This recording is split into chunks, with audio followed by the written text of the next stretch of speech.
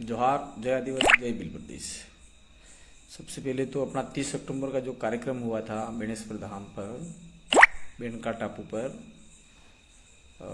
आदिवासी राष्ट्रीय आदिवासी सम्मेलन, उसमें पधारे तमाम साथियों को दिल से जोहार करते हैं सफल आयोजन के लिए। और भविष्य में इस प्रकार के आयोजन होते रहेंगे, उसमें आप लोग सभी पार्टिसिपेंट करेंगे और भागीदारी निभाएंगे और जो हमारी ताकत है उसको कम नहीं होने देंगे, ऐसी आशा विश्वास के साथ में आज लाइव होने का खास कारण है राजस्थान सरकार ने शिक्षक भर्ती को डिले करते हुए हाल फिलहाल में अभी विद्या संबल योजना निकाला है, जिसमें जहाँ जहाँ स्कूलों में पद खाली है वहाँ पर आवेदन मांगे गए हैं। जो एक एक कैंडिडेट कम से कम 3 से 4 स्कूलों में आवेदन दे रहा है, जिसके ऊपर आर्थिक भार भी पड़ रहा है।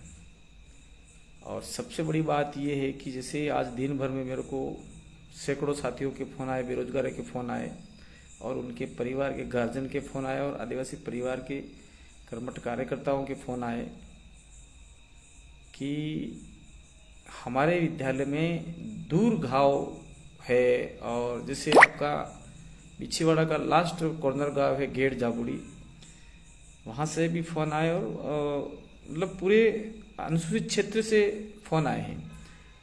उनमें ये कहना है कि स्कूलों में, वैसे विद्यालयों में टीचरों की कमी है। पूर्व में भी 1167 पद खाली रह गए, वो भी नहीं भरे गए। और हाल फिलहाल में अभी जो विद्या संबल योजना निकाली है सरकार ने, उसका हम सम्मान करते हैं, लेकिन उसमें पारदर्शिता नाम की कोई चीज़ नहीं रहेगी। उसके अंदर एक तो आपका जो रिजर्वेशन का मैटर है, वो रिजर्वेशन कहीं नज़र नहीं आता। उसमें ट्राइबल का, एससी का, ओबीसी का और जनरल का कोई रेशो नहीं दिया गया। Pick up the call please Kanti Bhai Adivasi. मेरा ये कहना है फ़ोन ये आए थे, बीच में एक फ़ोन आ गया था। फ़ोन ये आए थे कि कोई लोग बाहर से आकर उसमें आवेदन कर रहे हैं। यानी बाहर का मतलब ये कि अनुसूचित क्षेत्र में गैर अनुसूचित क्षेत्र के लोग आके आवेदन कर रहे हैं। तो फिर यहाँ अनुसूचित क्षेत्र का व्यक्ति कहाँ जाएगा? चाहे वो आदिवासी हो, चाहे वो एससी हो, चाहे वो आपका जनरल हो, ओबीसी हो, वो कहाँ जाएगा? दूसरा, आदिवासियों के साथ में बहुत बड़ा धोखा ये हो रहा है कि रिजर्वेशन नाम का चीज़ ही खत्म कर दिया। इससे पूर्व में हम देखते आए हैं राजीव गांधी पाठशाला जो निकाली थी पूर्व सरकार ने, और आपका पंचायत सहायक का भर्ती निकाला था, उसमें भी रिजर्वेशन नाम का कोई चीज़ नहीं था। और उसमें फिर बाद में अभी थोड़ा सा परमानेंट करने का सरकार ने किया, उसका हम स्वागत करते हैं, लेकिन उसमें हमारा बहुत बड़ा नुकसान हो गया। तो अभी स्कूलों में लेक्चरर की पद खाली है, 3rd ग्रेड का, लेवल 2-1 का और आपका स्कूल लेक्चरर का। तो उसमें जो पद खाली है उसमें बाहर के लोग आके आवेदन कर रहे हैं और बाहर के लोग परसेंटेज के हिसाब से बहुत ज़्यादा परसेंटेज लिए हुए हैं और यहाँ के लोगों में परसेंटेज नहीं है। तो यहाँ के विद्यार्थियों में तो एक बेरोजगारी की जो समस्या है, वो समस्या दिन ब दिन बढ़ती जाएगी। इसीलिए हमारा प्रत्येक प्रिंसिपल महोदय से और जो सरकार है उससे निवेदन है कि जो आपने नियम कायदा निकाला, उस नियम कायदे में एक संशोधन किया जाए कि स्थानीय जिले का ही अभ्यर्थी उस जिले में लिया जाएगा स्कूली लेक्चरर के जो अभी शिक्षा संबल योजना है उसके अंदर, विद्या संबल योजना उसके अंदर। दूसरा, लेवल 2 और लेवल 1 के अंदर पर्टिकुलर उसी ब्लॉक का व्यक्ति लिया जाए जिस ब्लॉक का वो निवासी है। और गैर अनुसूचित क्षेत्र के लोग जो अपने लोकल भाषा में टीएसपी बोलते हैं और नॉन टीएसपी बोलते हैं, वो संवैधानिक शब्द नहीं है लेकिन एक प्रचलन हो गया है जिसको हम अनुसूचित क्षेत्र, शेड्यूल एरिया जो बोला जाता है संविधान में।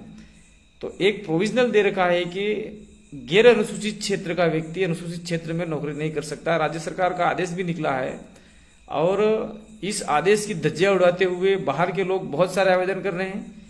अगर हमारे बेरोजगारों को, अनुसूचित क्षेत्र के बेरोजगारों के साथ में नाइंसाफी और धोखेबाजी हुई तो निश्चित रूप से इस इलाके में बहुत बड़ा आंदोलन खड़ा होगा और उस आंदोलन का नेतृत्व हम लोग ही करेंगे।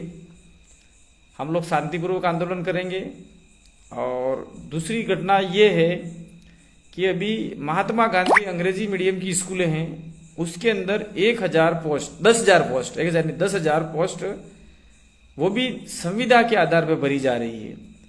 तो उसमें भी रिजर्वेशन का कोई हवाला नहीं है। वो भी बैक मतलब पीछे के दरवाजे से बैक एंट्रिया हो रही है, जिसमें आपका जो वंचित वर्ग है, आरक्षित वर्ग है, उनके साथ में बहुत बड़ा धोखा अनुसूचित क्षेत्र में हो रहा है।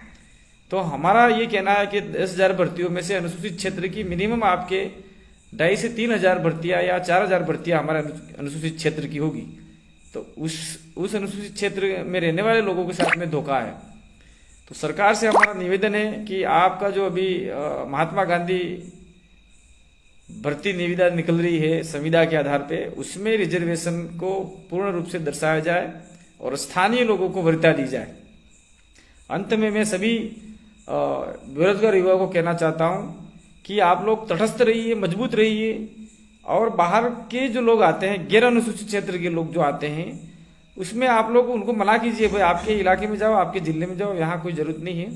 दूसरा, मैं पर्टिकुलर जिस पंचायत में स्कूल है उस सरपंच महोदय को भी कहना चाह रहा हूँ कि आप लोग भी अपने यहाँ के स्थानीय लोगों को लगवाने का प्रयास करें, और उसमें ये देखा जाए, चाहे सरकार ने या फिर किसी ने दिया नहीं दिया, लेकिन सरकार का जो गाइडलाइन चल रहा है उसके आधार पे अभी वर्तमान में 45, 5 और 50 का जो चल रहा है, तो उसके आधार पे ही हमारा प्रथम प्रायोरिटी, अगर आदिवासी गांव है संपूर्ण रूप से, तो उसमें आदिवासी व्यक्ति को ही लगाया जाए, और नॉन ट्राइबल गांव है और उसमें नॉन ट्राइबल की कैटेगरी के व्यक्ति जो जिस संख्या में ज़्यादा है उसको लगाया जाए, और एससी को भी इसमें प्रावधान दिया जाए, माइनॉरिटी को भी दिया जाए, जनरल वर्ग को भी दिया जाए, लेकिन आदिवासियों को प्रथम प्रायोरिटी के आधार पे काम दिया जाए। मैं अंत में एक बार सभी बेरोजगार युवाओं से कहना चाहता हूं कि इस मुहिम में आप हमारा साथ दीजिए, और जो बाहर के लोग आ रहे हैं, बाहर के मतलब गैर अनुसूचित क्षेत्र के लोग इस इलाके में आ रहे हैं और हमारे जो रोजगार है उस पर कब्जा कर रहे हैं, अतिक्रमण कर रहे हैं, तो हम लोग भारत के संविधान का सम्मान करते हैं, लेकिन उसके साथ साथ में अनुसूचित क्षेत्र का आर्टिकल 244(1) का भी प्रावधान है, उसका भी हम लोग अक्षरतः लागू करवाने का प्रयास करेंगे। तो जितने भी साथी है वो तटस्थ हो जाए, कमर कस ले, और लड़ाई झगड़ा नहीं करना है, लेकिन जो बाहरी व्यक्ति है उसको मना कर देना साफ तरीके से, और पर्टिकुलर जो भी सरपंच साहब है उनको भी मना करना है, और प्रिंसिपल महोदय जो भी जिस स्कूल में है प्रधानाध्यापक, उनको भी मेरा निवेदन ये है कि स्थानीय डूंगरपुर जिले का व्यक्ति डूंगरपुर जिले में लिया जाए, बांसवाड़ा का व्यक्ति बांसवाड़ा में लिया जाए, प्रतापगढ़ का व्यक्ति प्रतापगढ़ में लिया जाए, उदयपुर का व्यक्ति उदयपुर में लिया जाए, सिरोही का सिरोही में लिया जाए। और इसके बाद में जो हमारा अनुसूचित क्षेत्र का जो बड़ा हुआ दायरा है, बाली है, आपका नादवारा का कुछ इलाका है, चित्तौड़ का इलाका है, उस इलाके में अनुसूचित क्षेत्र के व्यक्तियों को अक्षरतः लिया जाए। अगर इस प्रकार का नहीं हुआ और उल्लंघन हुआ तो निश्चित रूप से आने वाले समय में हम लोग इस बात को लेकर सड़कों पे उतरेंगे, और मैं स्वयं उसका नेतृत्व करने के लिए तैयार हूं पूरे संभाग के लिए। और मैं युवाओं से अपील करता हूं कि आप हमारे साथ में कंधा से कंधा मिला के काम करेंगे तो निश्चित रूप से ये 3-4 महीनों का जो रोजगार है वो आपके लिए मिलेगा। मुझे ऐसा लग रहा है कि सरकार जैसे CHA का जो भर्ती निकाला था, जिसमें 3 महीने का 4 महीने का कोरोना काल में उनको नौकरी लगाकर आज दरकिनार कर दिया, ठीक उसी प्रकार से जो साथी लोग तैयारी कर रहे हैं उनको भी मैं कहना चाहता हूं, वहां आप लोग रोजगार लग रहा है 3 महीने का, जाइए, लेकिन अपनी जो प्रतियोगिता परीक्षा की जो तैयारी कर रहे हैं उस तैयारी को बिल्कुल नहीं छोड़े। स्कूल जाते हुए भी, आपके पीरियड लेते हुए भी उस तैयारी को पूर्ण करें, और हमारा आदय ये होना चाहिए कि हमें स्थायी रोजगार मिले। और मैं देश के आदिवासियों को ये साथ साथ में कहना चाहता हूँ, गुजरात के आदिवासियों को कहना चाहता हूँ कि आपका जो कॉन्टैक्ट बेस है, उस कॉन्टैक्ट बेस का जो आपको गधा मजदूरी करवाई जाती है विभिन्न सेक्टरों के अंदर, तो आप लोगों को भी इसका आवाज उठाना चाहिए, और अगर हमारी जरूरत है हम लोग आपके साथ में कंधे से कंधा मिला के काम करने के लिए तैयार हैं। और साथियों, लंबा समय आपका नहीं लेंगे, तो ये विद्या संबल योजना है, उसके अंदर जो भी कमी पेशी है उस कमी पेशी को आप लोग अपने अपने पंचायत स्तर पर, अपने खंड स्तर पर आप लोग मजबूत होकर आपके स्थानीय साथियों को लगवाने का प्रयास करेंगे, और कोई गड़बड़ होती है तो निश्चित रूप से हम आपके साथ में कंधे से कंधा मिलाकर काम करेंगे।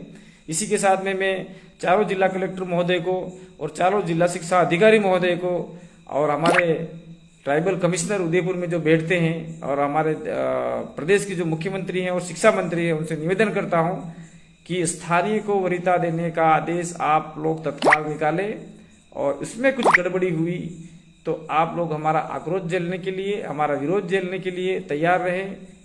धन्यवाद। जोहार। जय आदिवासी, जय बिल प्रदेश। और मैं अंत में सभी साथियों को एकजुट रहकर आवाज उठाने की आह्वान करता हूं, और आप लोग अकेले नहीं हैं, हम आपके साथ में कंधे से कंधा मिला के जरूर आपके इस मुहिम में साथ देंगे। आभार, आपने मेरे को सुना। मैं रोहत कांति भाई आदिवासी, आपका साथी। धन्यवाद।